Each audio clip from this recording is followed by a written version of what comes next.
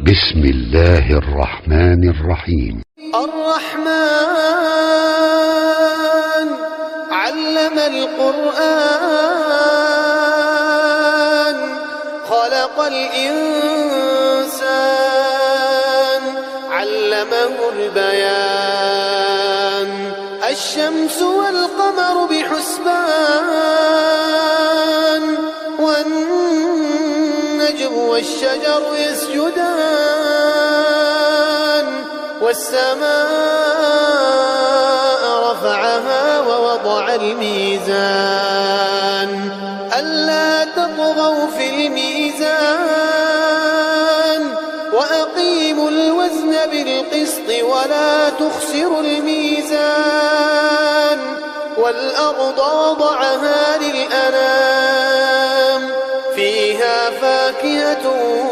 والنخل ذات الأكمام والحب ذو العصف والريحان فبأي آلاء ربكما تكذبان خلق الإنسان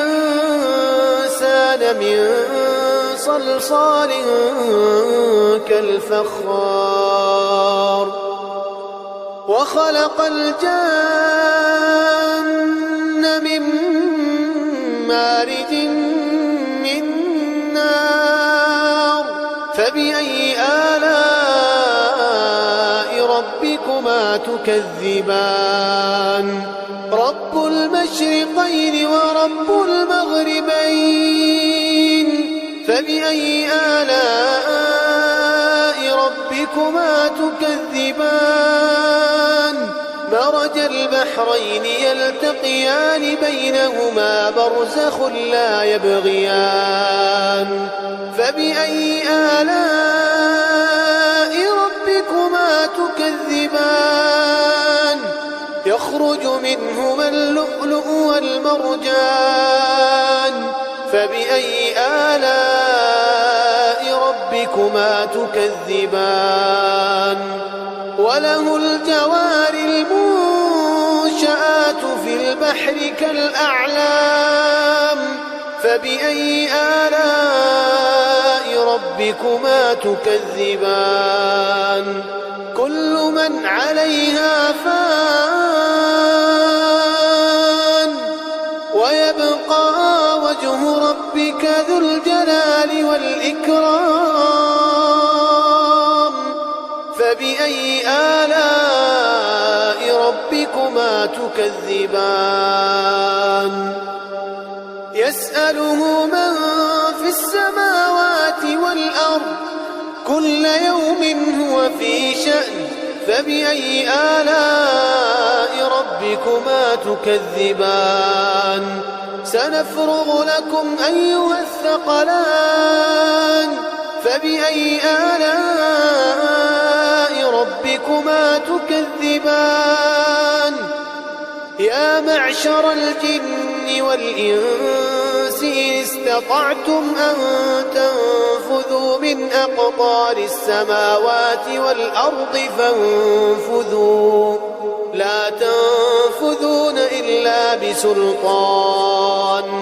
فبأي آلاء ربكما تكذبان يرسل عليكما شواظ من نار ونحاس فلا تنتصران فبأي آلاء ربكما تكذبان فإذا انشقت السماء فكانت وردة كالدهان فبأي آلاء ربكما تكذبان فيومئذ لا يسأل عن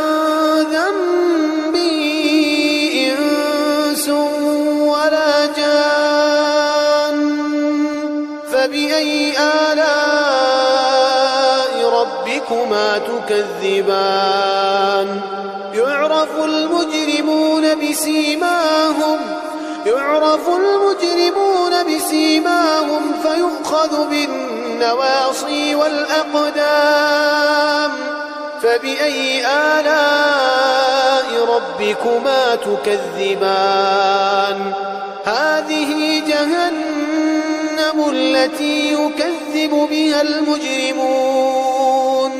يطوفون بينها وبين حميم آن فبأي آلاء ربكما تكذبان ولمن خاف مقام ربه جنتان فبأي آلاء ربكما تكذبان ذواتا أفنان فبأي آلاء ربكما تكذبان فيهما عينان تجريان فبأي آلاء ربكما تكذبان